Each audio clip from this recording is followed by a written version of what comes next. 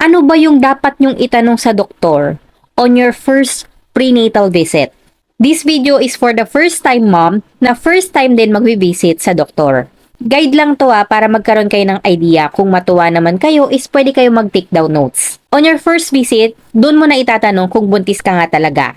Kung meron na bang heartbeat, normal ba yung weight ni baby, normal ba yung size niya, at kailan ka manganganak. Yun yung mga first thing na tatanong mo sa doktor. Other questions na pwede nyong itanong sa doktor, ano yung mga symptoms or sintomas na pwede nyong i-expect in this trimester. Or sa buong pagbubuntis, pwede na rin. Tapos, ano ba yung mga sintomas na normal at ano yung abnormal na kailangan mo nang i-call out yung doktor? Siyempre, sudden change kapag buntis ka, ano yung mga products or skincare na safe to use during pregnancy?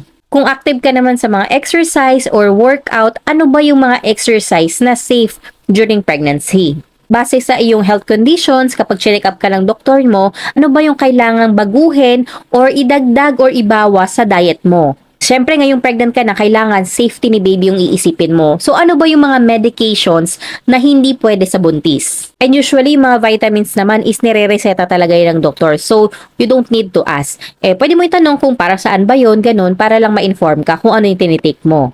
And other important question is, kailan yung next visit mo? Tuwing kailan ka ba magpapa-check up? Every month ba? Weekly ba yan? 2 weeks ba yan? Basta ganon, depende sa doktor nyo. And pwede nyo na rin pag-usapan dito kung saan ka manganganak, sa lying-in ba or sa hospital, depende pa rin yan sa doktor. And kung sino yung magiging pedya mo. And pwede nyo na rin pag-usapan dito yung presyo. Kung magkano ba kapag normal delivery at saka paano naman kapag CS. Para lang handa ka, di ba? So, yun lang. I hope nakatulong itong video na to para sa mga first time mom.